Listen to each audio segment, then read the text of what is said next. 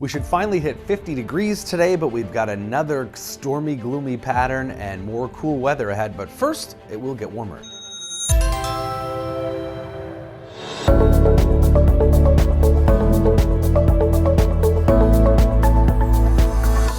So below normal still across the state today by anywhere from 5 to 10 degrees, but I think we'll at least crack 50, which actually surprised me even that I had to look back in the books, and it's been a week since we've hit the 50-degree mark in the Twin Cities. So yeah, 7 consecutive days of below the 50-degree mark temperatures. 49 yesterday, pretty close, but either way, it has been cool since, of course, that heat wave that we had the second week of the month. And we can look at how cool and sort of sluggish spring has been in several different ways. One is the latest agriculture report from the U.S. Department of Agriculture. Below normal temperatures for last week. They update this weekly, so this is for April 17th to the 23rd. Of course, below normal temperatures by more than 10 degrees. And also it's been, of course, very wet. In fact, when we look at the soils, the topsoil, 92% of the soils across the state are either adequate or wet, and 85% even when you dig deep into the subsoil. So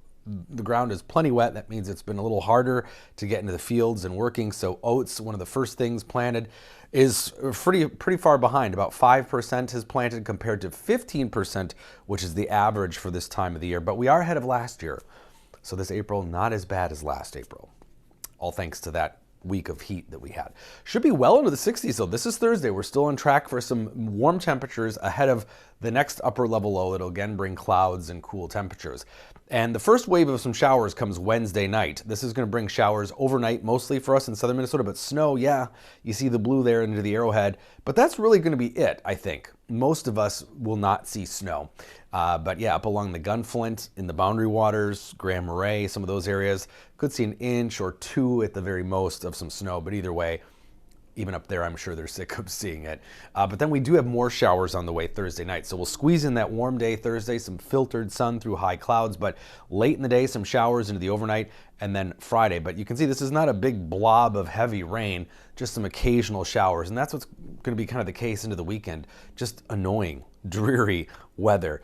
Where we'll have clouds, cool temperatures, and then occasionally some showers. So overall, that total precip, it has shifted a little west potentially, so that could keep the rivers high, but it's going to be generally under an inch of rain, so not enough to really make a huge impact on some of the flooding. But mainly, we're looking for this continued cold upper level pattern. Another upper level cutoff low develops. This is for the weekend. It'll keep things cool. Not as cold as last weekend, it was in the 30s and 40s. This time we're talking around 50, so we're making some progress. But either way, you look at temperature anomalies, we stick out like a sore thumb below normal, but way above normal in the west, California through the Canadian west, and then also on the east coast. We'll get our turn. Don't worry. We go through this every year. This is how spring works in the middle of the continents. We've got these literally splinters of what's left over winter air, and we got to heat up through it. And it just so happens that it's easier for this air to sit in the middle of North America or in the middle of Siberia or Asia, away from oceans and mountains. So it's the price we pay. April temperatures are actually running right on track for average, believe it or not, this year. 51 today. I think we will crack that 50-degree mark, and then pretty warm here, at least relatively speaking, above normal on Thursday, ahead of that cooler, cloudier stretch of weather.